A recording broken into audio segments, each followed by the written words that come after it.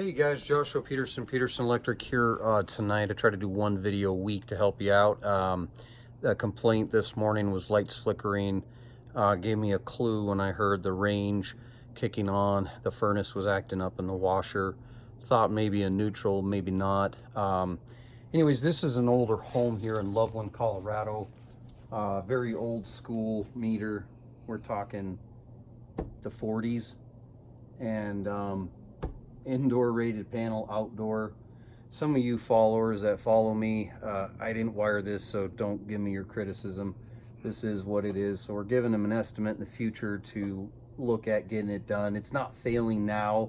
How do I know that? Because I have meters that show, and the biggest meter I use, the best meter, is this. A lot of you guys have this or know yourself, but if you don't have a Fluke, this is a VT02, probably the more baby version of a thermal gun, but it does a great job.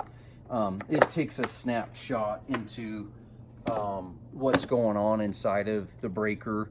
In this case, it wasn't that failing. I finally found it. It's like right there. That lug is bubbling.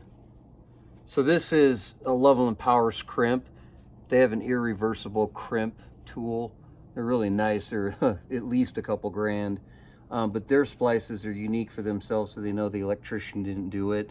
I mean, they also use these Brady. They're made by Brady that will crimp an irreversible ground. But anyway, so right here, you can see that bubbling. Well, I could tap that with, I got my gloves on tonight, and I'm sure you guys are wondering if I have my PPE. But the bottom line is, you know, I'm still that distance away from your shock value of 18 inches. I'm at least 3 foot away, but right here, I don't hear it crackling or sizzling. But when I barely did that, the voltage did change.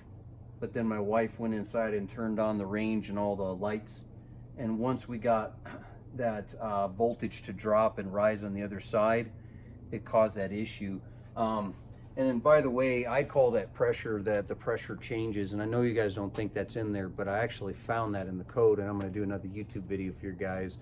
A lot of you guys saying that I'm using the wrong terminology, but I'm not. But anyways, I did see the fluctuation of voltage or pressure once I turned on items and drew current out of here, creating more joules. And once that work was being completed, this was outside right now. It's probably about 20 degrees. These pieces were about 16, and within 2 minutes, this read 137 degrees. So, and that was only running the range for 15 minutes.